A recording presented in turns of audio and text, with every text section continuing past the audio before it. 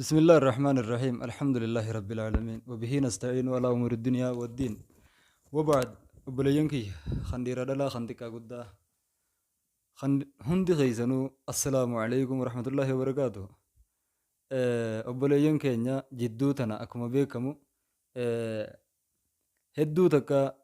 حواسني سلاما بايه قدي مالتو نقدي سيسي جنان أكما بيكمو دو شيخ عالم خينيا مفتي خينيا شيخ آدم تولا داتي وايد وشيخ آدم تولاتي والقبسيسيتين وان تكالما دبچو ديما اسم مالي جنان بليين كيا دوتي علماء دا دوا علمي داتي دين قد شي آدم أصون تهين علمي ربي أوالي علمي ربي أوالي علمي ربي أكو مجرتو تفكهين أحكامني فكهي دا أكو مجرتو أوالا مجرد توحيد مجرد أوالي برلا maaliif jennaan duuti ulamaadhaa du'a aalama guutuuti jechuudha. Ija biyyaati isaan kunnaan nuti kuma waan hin jirreeti jechuudha. Rabbiin zabana boodaa ni fuudhaa jedhan nabiin hadiisa keessatti sallallahu alaihi wasallam ilmii tana rabbiin zabana boodaa ni fuudhaa jedhan akkamiif fuudha jennaan biqabdil ulamaa ulamaa fuudhuudhaan ilmiin fuudhamti du'a ulamaatiin ilmiin fuudhamti jecha arraan tana ulamoonni keenya amata sadan dabran lamaan dabran kana keessatti hagam takka ulamaa dhabnee jirra fakkeenyaaf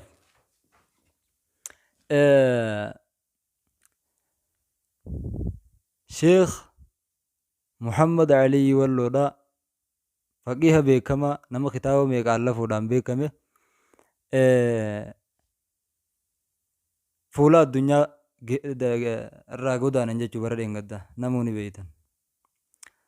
irraa dura sheekh Muhammad Amiin Karroodha akkasuma kutan akkasumatti sheekh Aliyyi Caateedhaa bara dheengaddaa awwaalle arraan tana abbaa ulamaa'idhaa faraqaan geessee sheekni keenya sheekh Aadam Tuulaadhaa addunyaa tanarraa godaanan jechuu duuti ulamaadhaa rabbiin gizee ilmi isaa fuudhuu fedhe ulamaa guure jecha gizee ilmiin fuudhamuu feete ulamaa fuudha rabbiin du'a ulamaatiin ilmiin fuudhamti inni silaafuu dalagate sheekh Aadam Tuulaadhaa nama amata 116 asirra jiraate amata 68 ol taa'ee diin rabbii barsiisaa ture jechuudha naafisitti nafne jechuudha anaafisi warra inni biraa dhiisee deeme kanatti nafine jechuudha nama sheekh Aadam Tuulaadhaa aalima qofa osoo hin tahin abbaa ulamaa'iidhaati nama ulamaa'ii mataa walitti qabee dura deemuu jiru jecha jechi isaadhaa ummataaf hidhannoo guddaadha jechuudha imaama inni irra imaama guddaa dhabne akkasitti obsa rabbii ummata islaamaatiif haa kennu wanni nuti irra jabaannu sheekh Aadam akkam banne godhuudhaaf kitaaba inni umrii isaadhaa barsiisuu irratti fixe kana akka hin dhiifne obboleeyyan kitaaba inni umrii isaa barsiisuu irratti dabarse kana akka du'a isaatiin hin dhiifne galmaan akka geenye gaafa deema wanni isaan dhaammatan hawaasa beekaan barsiisaa ilmiin dhoysina hakan dhoysina garaa jettanii waan juu ummataa fidii wal barsiisaa waan juu dhaammatan kanaaf nutis jajjabaannee ulamoota hafanirraa ilmi haa hambifannu ilmiin akka jaraa wajjin kunne ilmi irraa haa hambifannu sheekh Aadam Tuulaa rabbi rahmata haa godhuu fi gahee isaanirra jiru wallaahi baate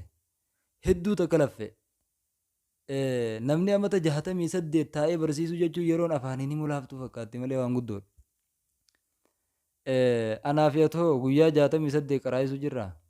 sukandii 68 ifiifoo qara'uu jirra eessa keessa lakkaawamna mee laalaa kana arra diinni nu gammadaa jechuun yoo ulamaa teenya osoo ilmi irraan dhaalle akkanuma akka hojiifnu taate duraan du'a sheekaatiif rifatteeti ummanni firqaa jalloodhaa kuni warri bida'aadhaa du'a sheekaatiif baay'ee gammadaniiti du'a sheekh Aadamiif jecha maaliif isaatu gaa ahlul buxuun isaa dura dhaabbatee irra miidhamee sirna meeqa keessa dhugaa hime jecha jarri irraan tana inni duunaan gammadaniiti janaazaan sheekaa dhuftee dararrifachiifte jecha janaazaa akkanaa takkaan garreen jiruuti keessatti maal jaan imaamu Ahmad gaafa hidhaa keessa dararamanii tumanii akka malee godhan alqur'aanu kalaamullaahi maaliif jette jechuudha. Qur'aanni makluuqa ji'i jaanii jecha takka gaafa irraa dhaban baallamni keenya baallamni nuufi warra bid'aadhaa jidduu jiru guyyaa janaazaati jee jaan. Guyyaa janaazaa yeroonii fi warri bid'aadhaa duu nama 40 irra dhaabbata. Nama 35 irra dhaabbata janaazaa isaanii. Guyyaa imaamu Ahmad duu nama hizaabuuf rakkise jechuudha warra gartee daataadha. Innaa baay'ina namaa. Maaliif dhugaarra nama jiru gaafa kana adda barte jechuudha. Shuuf janaazaan sheekaa baay'ee jara rifachiifte. Hanga sheeyni keenya nu keessa gajjabaa ta'e hawaasni islaamaa wallaahi hedduu takka agarsiiftanii gadda sheekaaf qabdan hedduu takka agarsiiftanii akkasitti nama shee Adam jechuu laalaa gaame waan inni qabee taa'u jiruun laalaa hawaasa imaama ta'ee inni deemuu jiruuf kana laalame dilli gaafas dhufe san irra xiqqaa namaan dhufe nama deemuu danda'u nama dargaggeessaa kana kanaan dhufe malee ganda tokkorraa nama meeqaa bahee dhufe laalaa ganda tokkorraa nama yookaan fagaate 50 akkasuma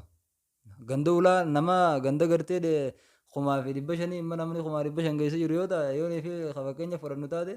namni irraa dhufe nama 50 akkanuma ta'a jechuudha. Ganda gandatti yoo isaafne nama irra caalaa gandatti hafe jechuudha. Silaa namni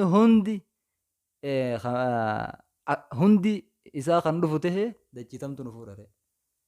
Hanga dhufe kanaa hoo ajaa'ibi bakka hundarraa namni Oromiyaa tana bakka irraa hin dhufin hin qabu. Shuuf warri immoo naannoo Harariidhaa wallaahi hedduu takka jaalala sheekaaf qaban garsiisanii hundummaan keessanuu rabbii isin haasab barsiisuun isiniin ja'a. Arraan tanaa musiibaa guddoodhaan nu bu'e ulamaa teenya kaafan umrii rabbi nu haa dheereessu ammoo ilmi irraa haa dhaallu wanniin isinitti himadhu. Ilmi ulamaa teenya irraa haa dhaallu akka ilmi isaanii tanaa hojii hin awwaalle. Sheeliyyii caateedhaa abbaan haawiidhaa